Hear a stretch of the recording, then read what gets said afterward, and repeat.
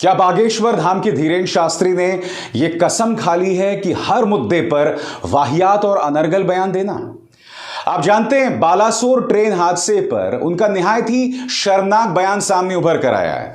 न सिर्फ धीरेन्द्र शास्त्री का, बल्कि पढ़े लिखे नासमझ हमारे माननीय विदेश मंत्री ने भी एक निहायत ही वाहियात बयान दिया है। मगर सबसे पहले धीरेन्द्र शास्त्री की बात करूंगा।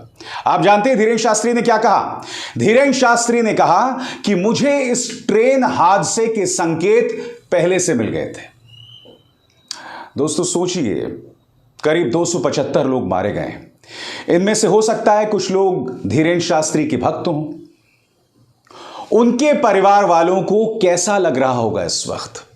धीरेन्द्र शास्त्री ये कह रहे हैं कि मुझे पहले से संकेत मिल गए थे। मैं आपसे एक बात समझना चाहता हूं, अगर इसे पहले से संकेत मिल गए थे तो तुम क्या कर रहे थे? उस पर तुमने क्या कार्रवाई की?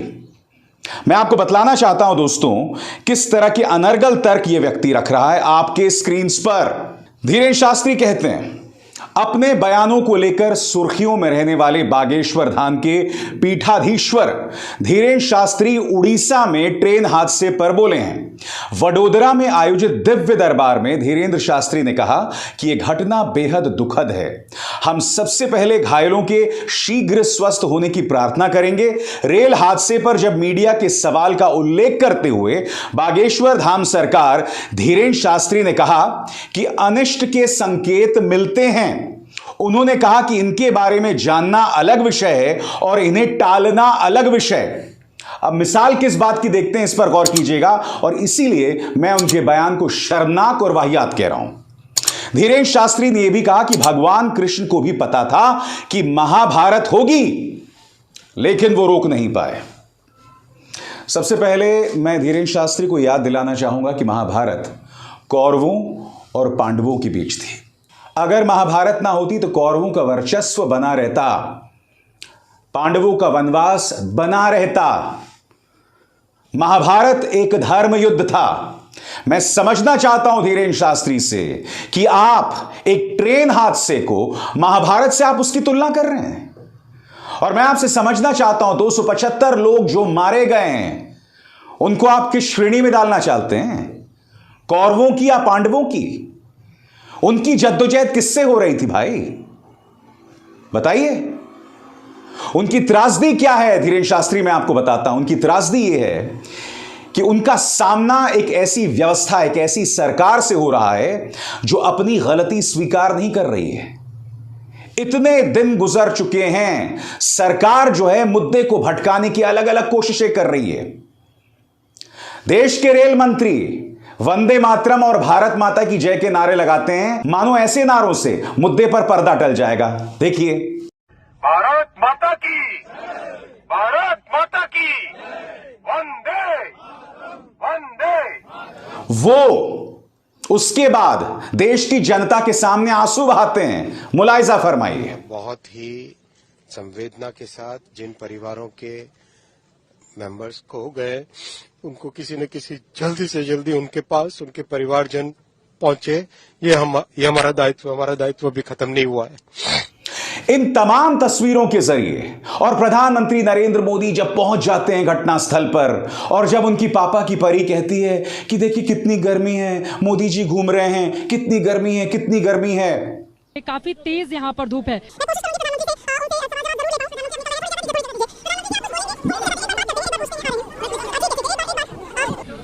प्रधानमंत्री अब यहाँ से आगे बढ़ते हुए, और यकीनन बहुत धूप है, बहुत ज्यादा गर्मी भी है। प्रधानमंत्री यहाँ पर देखिए, गर्मी बहुत ज्यादा है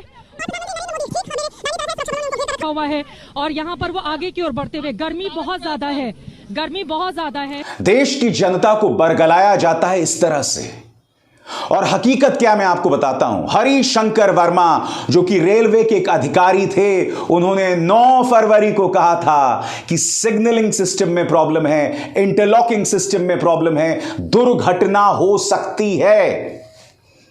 इन मुद्दों पर सवाल करने के बजाय, सीएजी रिपोर्ट पर सवाल करने के बजाय, इस मुद्दे पर सवाल करने के बजाय कि कवच सिर्फ कुछ ही ट्रेनों में है, 19 में से 18 जोन्स में से कवच गायब है, जिसकी जिक्र मोदी सरकार करती है बार बार।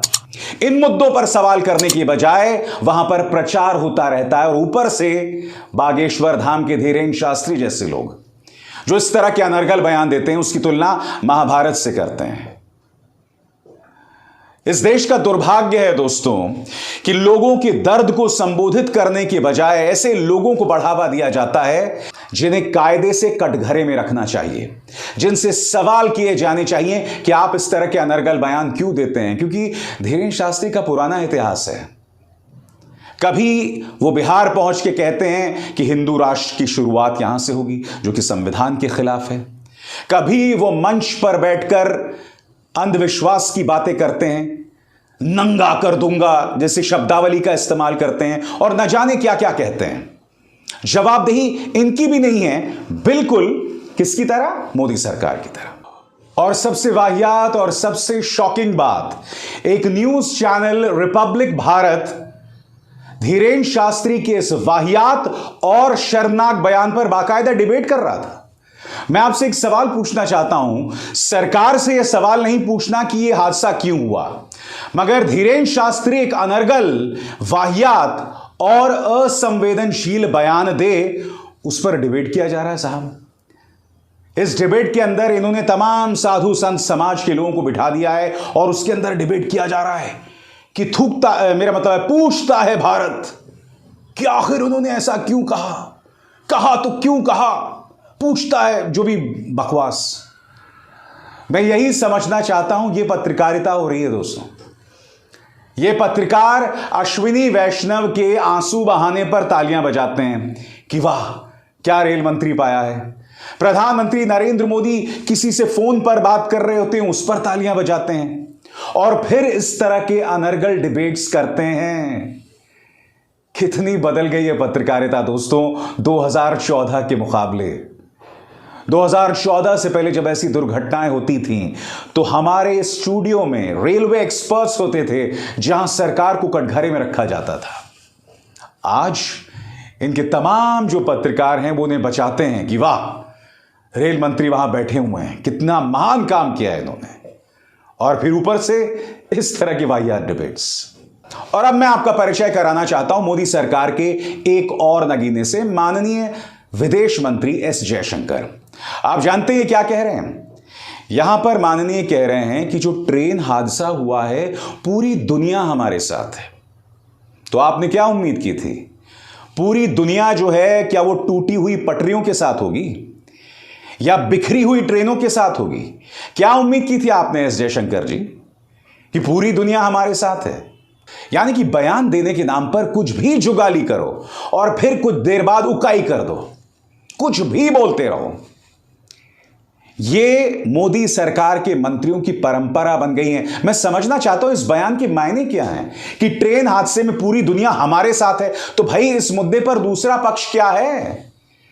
ये कोई पाकिस्तान का आतंकवादी हमला नहीं है, ठीक है, कि भाई पाकिस्तान ने आतंकवादी हमला कराया और दुनिया हमारे साथ है। तब अगर आप ये बात कहें तो बात समझ आती है, मगर इस बयान देने का क्या तर्क है मैं बिल्कुल भी समझ नहीं पाता हूं।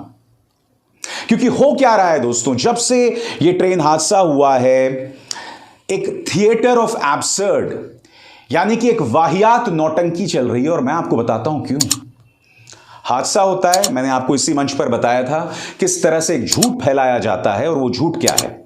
वो झूठ ये फैलाया जाता है कि पास में एक मस्जिद है, आज शुक्रवार है, क्या ये महज इत्तेफाक है? ये सारी खबरें झूठी थी दोस्तों।